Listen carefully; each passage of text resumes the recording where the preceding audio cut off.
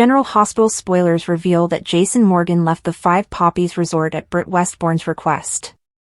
What he does not realize is that Jocelyn, Jax, and Vaughn are being held captive there. In the episode from August 29th, Snoopy Britt discovers Vaughn and Joss, Pascal's captives, behind a secured door. Can Jason save everyone? Britt was able to get rid of Tomas and use her keycard to discover that Pascal is hiding the two hostages from PC. Britt's mouth dropped to the floor as she saw Jocelyn and Vaughn, who begged her to save them. Britt simply left them there. Is she truly that cold? No, we think she's really intelligent and saw that she was outnumbered in this position. We expect Britt to rush back to her room and utilize the burner phone Jason handed her. Britt has a burner phone after Jason handed her the phone. She kept it in a box in her room. Jason is currently on his way back to Port Charles, but he may still be near enough to return before it is too late. Jason will not disregard Britt's call or leave Jocelyn in danger. According to explosive GH teasers, Jason will be shocked between September 1st and September 5th. Is Britt calling with bad news? If that's the case, Britt will inform Jason about the frightening scenario at the Five Poppies. Jocelyn and Vaughn are captured. Britt is aware of shady activities on the property since she is involved. Can she figure out that Vaughn and Jocelyn work for the WSB and are the invaders Pascal mentioned?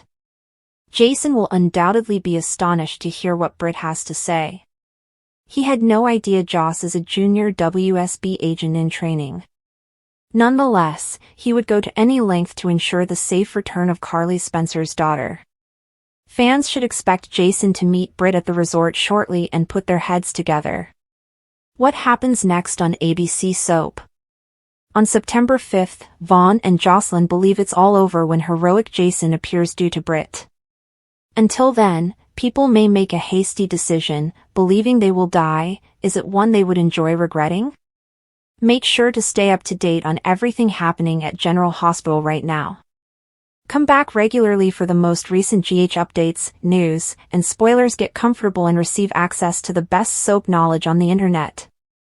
According to General Hospital teasers, Maxie Jones planned to inform authorities that one of Sonny Corinthos' investments in deception was paid for with money from his criminal enterprise rather than his lawful funds. However, when Jen Sidwell uncovered Maxie's plans, he took urgent action to quiet her. However, he was not alone in the scheme. Jen Sidwell had Maxie Jones poisoned. Sidwell was aware that Maxie was set to conduct a demonstration of Home and Heart of Deception's new face cream. Sidwell poisoned the face cream, and Maxie fell while applying it live on television. She appeared to have a heart attack, but Lucas Jones was able to revive her. Lucas also informed Maxie's family that her blood testing revealed an unknown enzyme, which Lucas was unable to identify. Days later, we discovered that Sidwell acquired the poison from Britt Westbourne's mysterious boss, who also happens to be Sidwell's accomplice in crime. Britt appears to be on excellent terms with whoever she works for. Again, that could be because that person is also keeping Britt alive with a medicine that appears to treat Huntington's disease. Because all of these things are linked, it appears that whoever it is closely connected to both Britt and Maxie. After all, they could have just killed Maxie. Instead, they gave her a coma-inducing medicine, which they can most likely reverse with an antidote. Nathan West might be alive. With Ryan Pavey set to return to the program soon, it's probable that whoever this mysterious boss is will look like Nathan. It's uncertain whether this is Nathan. Nathan was a decent man, but who knows what has happened to him since we last saw him. It's also possible that Nathan's half-brother, Peter August, has undergone plastic surgery to appear like him. Both men adored Maxie, therefore it appears that whoever is donning Nathan's face will soon pay her a visit in Boston and eventually offer her with the treatment to wake her up. What do you think? Who does Britt work for? Is Nathan truly coming back? Or is Peter up to his old tricks? Anything is possible in Port Charles, so tune into General Hospital, which airs weekdays on ABC. And don't forget to come back here on a regular basis for all the latest General Hospital news, information, and spoilers. Jason's boots crunched against the frost-covered ground as he made his way through the dense forest, the air harsh with the sting of early winter. His breath burst out in rapid clouds, each exhalation a reminder of the need that drove him forward. The objective was easy in theory: find Britt, Joss, and Vaughn and rescue them out of the situation they had gotten themselves into. However, nothing about this was simple. The three of them, his sister Britt, her best friend Joss, and Vaughn, the reckless wild card, had gone missing 2 days ago while investigating a half-baked lead about a smuggling operation operating out of the old quarry. Jason had advised them to keep out of it, but Britt's stubbornness and Joss' unwavering allegiance had gotten them all into danger. Vaughn, of course, was merely along on the ride, constantly looking for the next thrill. Now they were somewhere out here, and Jason was racing against the clock to find them before the smugglers, or the icy night, do. The forest was a tangle of skeletal trees, their bare branches scraping against the dark sky. Jason tightened the straps on his pack, the weight of supplies and a first aid kit pressing against his shoulders. He tracked their last known position to a ravine near the quarry, where Britt had texted a jumbled message about trucks and cages before her phone died. It was 48 hours ago. The local sheriff's office dismissed it as kids being kids, but Jason knew better. Britt wasn't one to complain, and Joss had a nose for trouble. Vaughn, however, was a liability. If they were apprehended, it was most likely due to his foolish actions. Jason's jaw constricted with the thought. He would deal with Vaughn later. He needed to focus right now. The trail was faint, consisting of broken twigs and scuffed soil that only someone who had spent years hunting in these woods could follow. Jason crouched and ran his fingertips over a patch of disturbed ground. Footprints, 2 sets, one small enough for Britt and Joss and one large enough for Vaughn. They were heading for the quarry, just as he had dreaded. Smugglers had been utilizing the abandoned site for months to move contraband at night. Weapons, perhaps, or worse. Jason didn't care what they were carrying, he simply wanted his people back. He straightened and looked to the horizon. The quarry was still a mile away, but the terrain was dangerous, with unstable rocks and hidden drops. If the trio was hiding, they picked an excellent location. If they were caught. He stopped himself from finishing the notion. As he moved, the woodland became quieter, with the typical chatter of birds and rustling leaves replaced by an unnerving silence. Jason's hand rested on the knife at his belt, a habit developed over years of training. He wasn't a soldier anymore, but his instincts never faded. He'd seen enough in his travels abroad to understand that hesitancy may cost lives. That's why he hadn't waited for the sheriff or requested favors from old acquaintances. This was personal. Britt was family, and Joss was just as good. Vaughn would save him too, if only to save Britt from losing it. The guy was trouble, but he was her problem. The valley became visible, a jagged furrow in the ground bordered by falling rocks. Jason slowed as his eyes caught a gleam of metal near the edge. He crawled further, remaining low, and discovered a discarded flashlight half buried in the soil. It was Joss's, the one she always carried and had engraved with her initials. His stomach twisted. They'd been here, and they hadn't departed voluntarily. He picked up the flashlight and turned it over in his palms. The lens was fractured, but it still functioned, throwing a faint illumination into the growing dusk. He turned it off and placed it into his backpack. It makes no sense to give away his position. The quarry lay just beyond the ravine, its entrance marked by a rusting gate with faulty hinges. Jason halted and listened. The wind carried a quiet hum, possibly from motors or equipment. The smugglers were still present. He checked his watch and saw that it was 6:47 p.m. The sun was virtually gone, and the temperature was rapidly decreasing. If Britt and the others were out here, exposed, they would not last long. The threat of hypothermia was serious, provided the smugglers hadn't already. He shook his head, forcing the thought away. Focus. Find the trail. Get them out. He slid through the gate and moved quietly along the quarry's edge. The ground was uneven, with damaged machines and piles of gravel. Tire tracks crisscrossed the earth, indicating recent activity. Jason followed them, his gaze searching for any indication of the trio. A fragment of fabric caught his eye, stuck on a sharp piece of rebar. It was blue and torn from Britt's jacket. He yanked it free, his fingers clenching around it. They were close. Too close. The hum became louder, and Jason noticed a cluster of lights in the distance. A makeshift camp, perhaps, or a loading zone. He crouched behind a rusting conveyor belt and peered into the darkness. 3 trucks were parked in a loose circle, their headlights shining through the darkness. Figures glided between them, their voices quiet yet intense.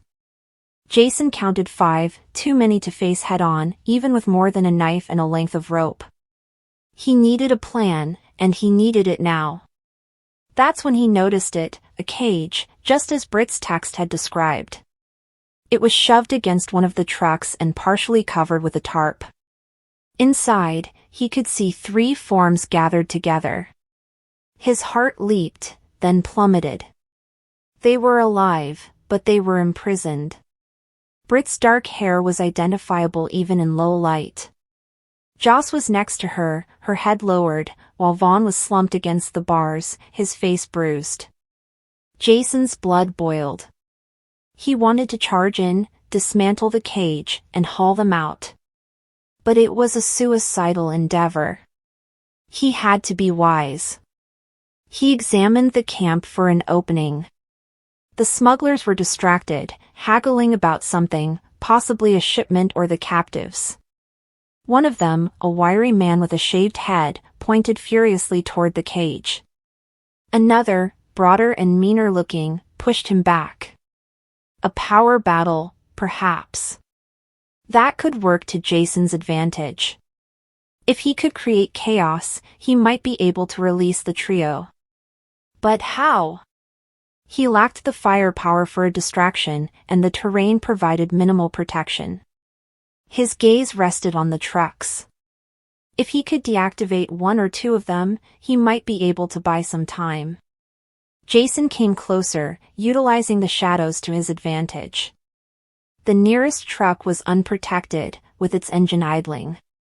He reached inside his backpack and pulled out a little multi-tool. It wasn't much, but it had the potential to cause harm if used correctly. He slid below the truck, his back pressed against the chilly soil, and discovered the fuel line. A rapid slice, and the pungent odor of gasoline filled the air. He crawled to the next truck and repeated the process. 2 down.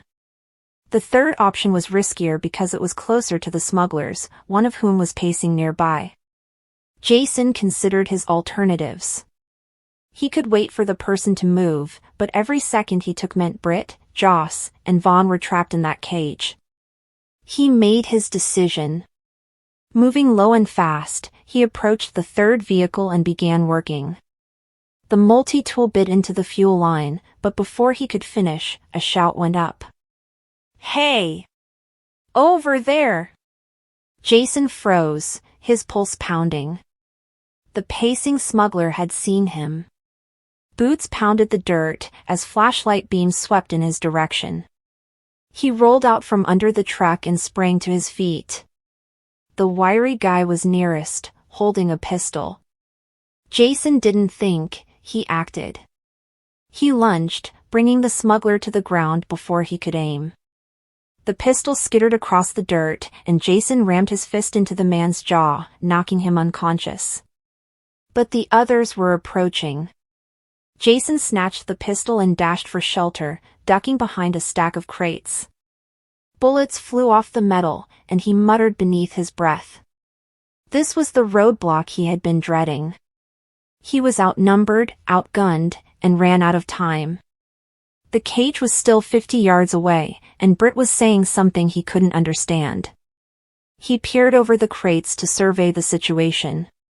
4 armed smugglers fled, fanning out to flank him. He only had one clip in the pistol, maybe 10 bullets, if he was lucky. Not enough. His thoughts raced. The vehicles leaked petrol, and the ground was bone dry. If he could start a fire, it may distract them long enough for him to get into the cage. However, a fire may spread, and the cage was too close to the trucks. He couldn't take the risk. His gaze raced to the quarry's edge, where a sheer drop led into the valley below. If he could entice the smugglers, he might be able to take them out one by one. It was a long shot, but that's all he had. Jason fired 2 shots into the air, and the sound echoed off the quarry walls. The smugglers hesitated before approaching him and shouted. He ran, dodging around piles of rubble and rusting machinery, guiding them to the ravine. His legs burned, and his lungs ached, but he refused to quit. The smugglers followed close behind, their flashlight beams flickering over the ground. He reached the ravine's edge and turned, raising his weapon. When the first smuggler appeared, Jason fired, shooting him in the leg. Not deadly, but enough to slow him down. The others scattered and took cover. He did not have time to celebrate. The cage remained his aim, and he'd only given himself a few seconds. He doubled back, stayed low, and dashed for the trucks. The cage was now unprotected, and the smugglers were too concentrated on catching him. Britt noticed him first, and her eyes widened with relief. "Jason!" she hissed, grasping the bars. Joss stood next to her, her face pallid but resolute. Vaughn was barely aware, his head leaning to the side. "Hold on," Jason said quietly, bringing out his multi-tool. The lock was heavy-duty, but he had damaged it badly. His hands moved quickly, probing at the mechanism and keeping an eye on the shadows. The smugglers would see he had circled back soon enough. The latch clicked as the cage door swung open. Britt stumbled out and threw her arms around him. Joss followed, helping Vaughn get to his feet. He was in horrible shape, but he could walk, just barely. "We need to move," Jason whispered quietly. The smugglers' yells were growing closer. He guided the gathering to the quarry's edge, away from the ravine. The terrain was tough, but this was their last chance. Britt clung to his arm, her breathing ragged. Joss helped Vaughn, who muttered something incomprehensible. Jason kept his pistol ready, watching for movement. He could smell the seeping petrol from where he was. If the smugglers were negligent, the entire area could be destroyed. They arrived at a collection of boulders, and Jason signaled for them to squat. "Stay down," he instructed, looking around the rock. The smugglers gathered around the trucks, their spotlights scouring the area. One of them stood too close to the fuel-soaked ground, his cigarette gleaming in the darkness. Jason's stomach sank. If that cigarette fell to the ground, they would all be in trouble. He needed to get the trio out immediately. "Britt, do you know the trail back to the road?" he asked, his voice barely audible. She nodded, her eyes fiercely focused despite her terror. "Take Joss and Vaughn. Go. Don't stop." She hesitated, but he softly pushed her. "I'll cover you." "How about you?" Joss inquired, her voice trembling. "I'll be right behind you," Jason lied. He could not let them stay. The smugglers were closing in, and the cigarette was like a time bomb. Britt grabbed Joss's hand and drew her toward the trail. Vaughn stumbled after them, his weight impeding their progress. Jason waited until they were out of sight before turning back to the smugglers. He had about 6 shots remaining. Enough to create a distraction but not enough to win. He fired once, twice, aiming at the ground near the trucks. The smugglers dove for shelter while shouting. The cigarette guy was not so fortunate. His light struck the fuel-soaked soil, igniting a whoosh of flame that swallowed the nearest truck. The explosion was smaller than Jason anticipated, but it was sufficient. The smugglers dispersed, and he seized the opportunity, rushing after Britt and the others. The trees swallowed him up as he fled, the fire's brightness dimming behind him. He caught up with the group just as they got to the road, where his truck was parked. Britt was in tears now, her steely veneer crumbling. Joss was shaking, but she kept Vaughn upright.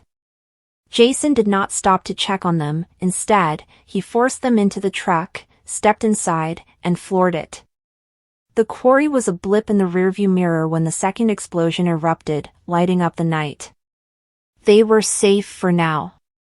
But Jason knew it wasn't over.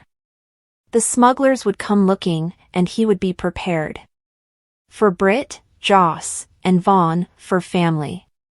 Nathan West stepped off the train at South Station, the hum of Boston's bustling bustle wrapping about him like a comfortable coat.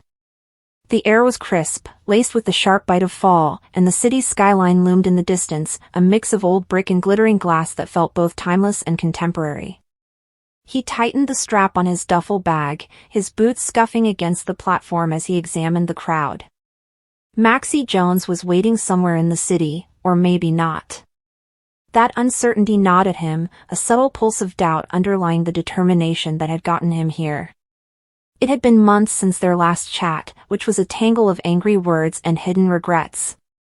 Nathan wasn't one for huge gestures, but something about Maxie constantly pushed him out of his comfort zone, inspiring him to try more and be better.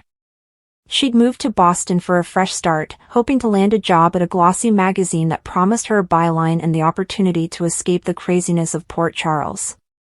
He'd stayed behind, bound by his responsibilities, his badge, and the weight of a life that never quite let him breathe.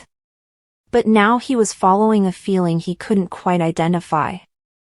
The station was a whirl of movement, with commuters running, families reuniting, and the occasional bewildered visitor peering at a map on their smartphone. Nathan's gaze raced from face to face, half expecting to see Maxie's familiar blonde hair or the flash of her smile, but he knew she wouldn't be present. She had no idea he was coming. He considered messaging her, contacting her, or doing anything else to notify her, but each draft he typed felt off. Too formal, too casual, too desperate. So he'd settled for simply showing there, believing that the act would speak for him. He flagged down a cab outside the station, the driver's heavy Boston accent cutting through the clamor as he asked, "Where to, pal?" Nathan paused before giving Maxie's location, which she had revealed in one of her infrequent updates, a brownstone in the South End where she was renting a modest flat. The cab weaved across the city, past historic cathedrals and fashionable coffee shops, through streets bustling with students and professionals, all moving purposefully. Nathan looked out the window, his reflection pale in the glass. He wasn't sure what he expected to find here or what he'd say when he met her. All he knew was that he couldn't be absent much longer. The brownstone was precisely as she described it, red brick, ivy growing up the sides, and a wrought iron gate that creaked as he pushed it open. He climbed the stairs, his heart pounding harder with each step. The buzzer panel featured her name next to 3B, scrawled in her distinctive, loopy handwriting on a fading label. He hit the button and waited, the seconds passing into eternity. No response. He pressed again and checked his phone. It was late afternoon, she could be at work, out with friends, or, his thoughts raced through the possibilities, maybe she wasn't alone. He pushed the thought away, resting against the railing and contemplating his next step. Boston was not Port Charles. It was larger, louder, and less forgiving. Nathan felt out of place, his small-town cop instincts colliding with the city's rapid speed. He strolled down the street and discovered a coffee shop a block away with a view of her building. He ordered a black coffee, which Maxie used to tease him about, and sat near the window. The shop was warm, with murmurs of conversations and the hiss of an espresso machine.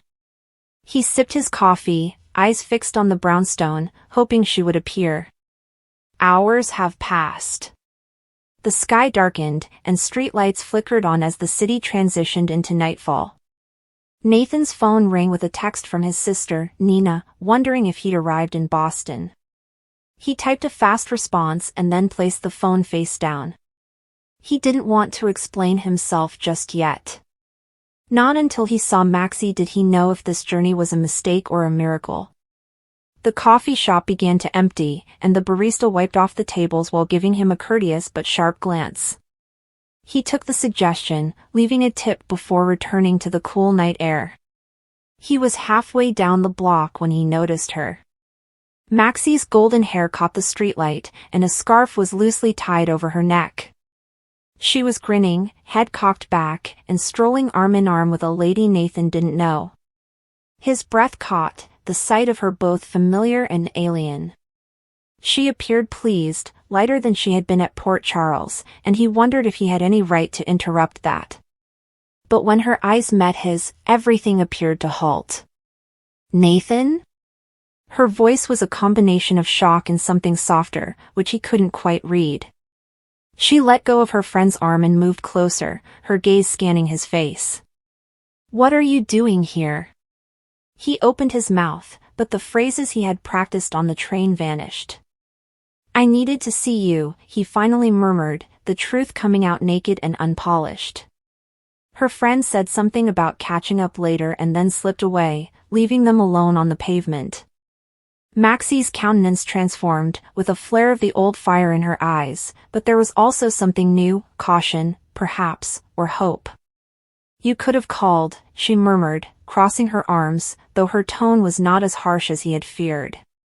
"Boston's a long way from Port Charles." "I know." He adjusted his weight, the duffel bag becoming heavier. "I wasn't sure you'd want to hear from me." She regarded him, her lips pressed together in a thin line. "You are here now. So, what is the plan, detective? Are you going to stand on my street all night, or will you come up?" He smiled, his first genuine smile since getting off the train. "Lead the way." Her apartment was small but distinctly Maxie, with bright colors, stacks of magazines, and a half-finished cup of tea on the counter. She kicked off her shoes and motioned for him to settle on the couch while she worked in the kitchen, making coffee he hadn't asked for but knew he'd like. They began by talking about nothing, her job, the city, the weather, while skirting the boundaries of everything that remained unsaid. But as the night progressed, the conversation intensified, with old scars rising amid calmer moments of laughter and reflection. Nathan told her about Port Charles, how it felt smaller without her, and how he was questioning everything, his career, his decisions, his future. Maxie listened, her eyes softening, and when she spoke, she talked of her own difficulties, the strain to prove herself in a new place, and the loneliness that crept in despite the noise. They weren't repairing anything just yet, but they were talking, which seemed like a start. By the time the clock struck midnight, they were sitting closer together, the distance between them narrowing with each shared story. Nathan grabbed for her hand, but she did not draw away. "I don't know what this means," he said quietly. "I just know I couldn't stay away." Maxie gazed at him, her eyes filled with a sense of forgiveness. "Maybe that's enough for now," she murmured, and Boston suddenly felt less strange. The following morning, they went around the common, the leaves crunching beneath their feet and the city waking up around them. Nathan had no idea how long he'd stay or what would happen when he went, but for the first time in months, he felt like he was precisely where he needed to be. Willow's emotional slide has reached a point where fans are more anxious than ever, with calls to commit Weeping Willow becoming increasingly common on social media, fan forums, and general hospital conversations. It's more than simply dissatisfaction. Viewers are concerned that Willow's mental and emotional state has deteriorated to the point of danger. She has been fighting wars on several fronts, but instead of finding calm, each decision she makes seems to exacerbate the turmoil around her. Willow has a burden too big for one person to bear, what with her broken marriage, Nina's incessant meddling, Michael's secrets, and her own unresolved pain. Fans have been following her struggle for months, and many fear her breakdown is unavoidable if she does not take a step back and seek help. Willow has always been the type of character that prioritizes others' happiness over her own, but in doing so, she has neglected her own mental and emotional needs. The weight of keeping her family together, navigating tricky relationships, and safeguarding her children has become crushing. Her recent tears are more than simply temporary indicators of stress, they are warnings that something far deeper is unraveling inside her. Her strained connection with Michael remains one of the most contentious issues. What was once a trusting relationship has become frail and tense, with unsaid animosity and unhealed wounds. Michael's continued vengeance against Sunny, his secrecy, and unwillingness to interact honestly have left Willow feeling alienated and unsupported. She desires stability, but stability in Port Charles is a rare thing. Every time she thinks she's achieved some calm, another secret explodes, drawing her back into an unwelcome tornado. Then there's Nina, a name that immediately divides admirers and sparks intense disputes. Nina and Willow's convoluted history has resulted in one of the show's most toxic and emotionally exhausting interactions. Willow has been constantly drawn into circumstances that have left her devastated, from betrayals to manipulations. While some fans hoped for reconciliation between them, it has become evident that each attempt at peace has new implications. Nina's refusal to let go, mixed with Willow's residual anger, has resulted in an ongoing cycle of emotional conflict, gradually weakening Willow's strength. Willow feels a lot of pressure as a mother, which adds to everything. Her children are her world, and she is desperate to protect them from the dysfunction around her. However, the ongoing struggles between the Corinthos, Quartermaine, and Reeves families trap her in the center, forcing her to make impossible decisions. Every decision has implications, including who to trust, who to forgive, and who to exclude from her children's lives. It's a never-ending balancing act that has exhausted her emotionally and physically, leaving her with almost nothing to contribute. Fans are divided on what should happen next, but an increasing number believe it is time for Willow to escape the pandemonium before it swallows her completely. Some offer a plot in which she actively seeks help, enrolling in a health resort or treatment center to focus on herself for a change. Others believe the authors are preparing for a spectacular collapse, an emotional tipping point that forces everyone around her to face the damage they've done. In any case, viewers are anticipating a watershed moment that might dramatically alter Willow's path. Willow had been through incredible sorrow in such a short period of time, including her leukemia struggle, the confusing reality about her biological family, and frequent betrayals from those she trusted the most. She's been through loss after loss, but she's rarely been allowed time or space to comprehend it all. Instead, the drama has continued to pile up, forcing her to survive rather than fully heal. That survival mode has already taken its toll, and fans are concerned that unless there is a serious intervention, Willow may suffer an emotional breakdown that will damage everyone around her. The concept of committing Weeping Willow is not intended to be harsh, rather, it stems from viewers' genuine concern for the character and their want to see her heal. A storyline centered on Willow's mental health might also lead to strong, emotional scenes, allowing the authors to go further into her brain and force her to confront her pain head-on. It would also upend the lives of those around her. Michael would be forced to reconsider his priorities, Nina would have to face the consequences of her actions, and even Sunny would be pushed into unexpected confrontations as tensions rose. With so many intertwined issues, this might result in one of the most dramatic storylines in General Hospital history. However, Willow's time is running out, and fans are aware of this. The indicators are there: tears, tiredness, excessive stress, and an increasing sense of hopelessness. If she does not get away from the turmoil soon, she risks losing herself entirely. It's unclear if the writers will offer her a redemption and rehabilitation arc or push her into a full breakdown, but one thing is certain: Willow's next steps will have far-reaching consequences for everyone in Port Charles.